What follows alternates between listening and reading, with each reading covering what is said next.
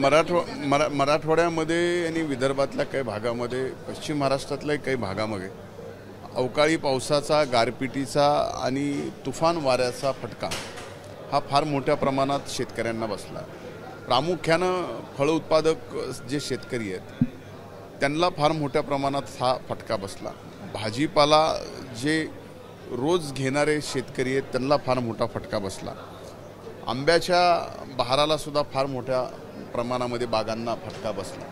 त्याचे सर्वदूर पंचनामे करण्याचे आदेश या ठिकाणी प्रशासन पातळीवरून निघालेले आहेत। त्याचे पंचनामे सुद्धा झालेत आणि त्या पंचनाम्याची इथं आल्यानंतर मदत पुनर्वसन विभागाकडून त्या पंचनाम्याच्या आधारावरती नक्कीच SDRF किंवा NDRF नॉर्ममधून ज्या कुठल्या माध्यमातून आणि ज्यांनी त्या बागांचा विमा घेतलेला आहे त्या विमा कंपन्याकडून सुद्धा त्यांना फार मोठ्या प्रमाणात मदत सरकार देण्याचा प्रयत्न करत आहे। लोकसभेच्या अनुषंगाने एक प्रश्न आता आहे की खरं तर मराठा आणि ओबीसी आरक्षणाचा मुद्दा जेव्हा पेटलेला होता तेव्हा बीडमध्ये खरं तर त्याची जास्त दहाकता पाहायला मिळाली होती।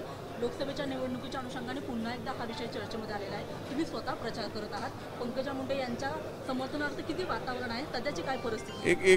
नक्की एक सांगतो की जरी बीड जिल्हा हे मराठा आरक्षणाचं केंद्रबिंदू असलं तरी ही निवडणूक मात्र बीड जिल्ह्यामध्ये जात पात आणि आरक्षण धर्म याच्या पलीकडे जनसामान्यांनी हातात घेतली आहे। अनेक वर्ष हा बीड जिल्हा मागासलेला जिल्हा म्हणून ओळखला जातो। आता बीड जिल्ह्याला विकासात पुढे यायचं आहे आणि त्यातले त्यात पंकजाताईसारखं नेतृत्व आज बीड लोकसभा मतदारसंघातून महायुतीच्या उमेदवार म्हणून उभ्या आहेत आणि त्यांची कायमच उठबस हा केंद्रातल्या फार मोठ्या नेत्यांच्या सोबत असते। त्यामुळं आता बीड जिल्ह्याला कुठंतरी बीड जिल्ह्यातल्या मायबाप जनतेला वाटतंय की जात पात धर्माच्या पलीकडे जाऊन बीड जिल्ह्याच्या विकासासाठी आपण या ठिकाणी मतदान केलं पाहिजे।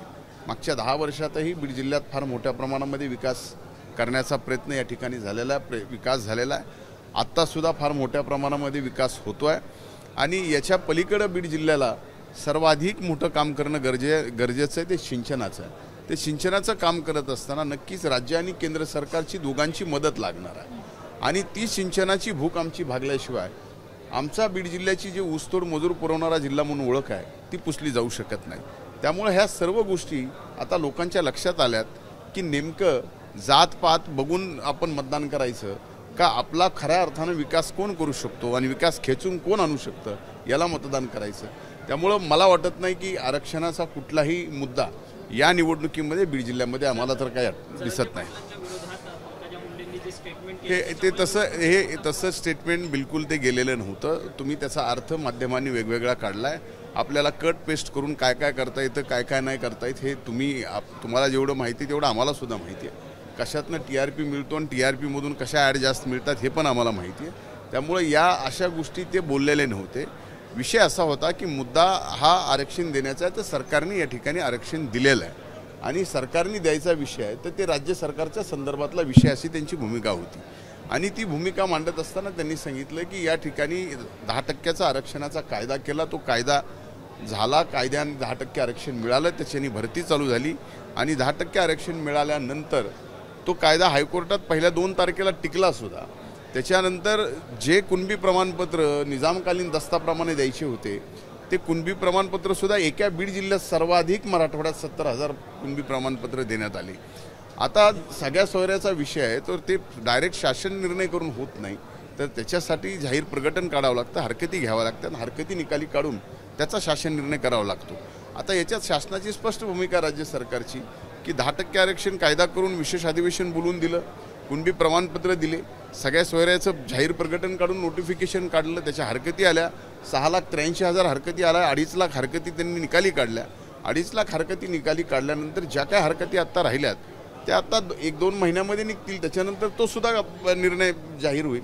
त्यामुळं त्या आरक्षणाच्या बाबतीत नाही, तो आरक्षणाचा मुद्दा वेगळा आहे आणि ही निवडणूक वेगळी असं त्यांना त्यातून सांगायचं होतं।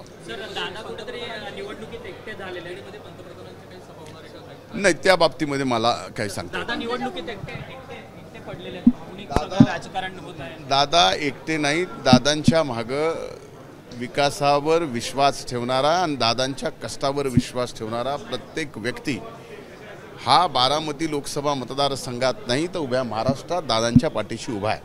त्यामुळं हा विषय फक्त बारामती लोकसभा मतदारसंघापुरतं जरी दादांना कुणी कुटुंबातून एकटं पाडत असलं तरी हजारो लाखो लोकांच्या करोडो लोकांच्या सदिच्छा दादांच्या आणि वहिनींच्या पाठीमागे त्या ठिकाणी जिंकण्यासाठी आहेत. पंकजाताईंना किती लीड मिळेल असं वाटतं? आता फॉर्म तर भरू द्या, म्हणजे आणखीन फॉर्म नाही, म्हणजे आणखीन लग्न झालं नाही आणि मुलाचं नाव काय ठेवायचं हे विचारताय, असं बरोबर नाही. पवार बाहेरून आलेले पवार असा जो वाद आहे तो शरद पवार नाही, हे बघा, या बाबतीमध्ये सर्वांनीच अतिशय तीव्र भावनेमध्ये या ठिकाणी कुणी म्हणजे घरात सून आली तर आपण लेक मानली जातो आणि अशा पद्धतीनं विषय कुणाकडनंच निघणं आणि त्यातले त्यात आम्ही ज्यांना दैवत मानतो आदरणीय पवारसाहेबांच्या तोंडून निघावं आणि त्या या निवडणुकीला यातूनच परिस्थिती आपल्याला लक्षात येते आहे की दादांच्या पाठीमागं सहानुभूती आहे का कुणीतरी असं बोलून सहानुभूती निर्माण करायचा प्रयत्न करत आहे. एबीपी माझा, उघडा डोळे बघा नीट.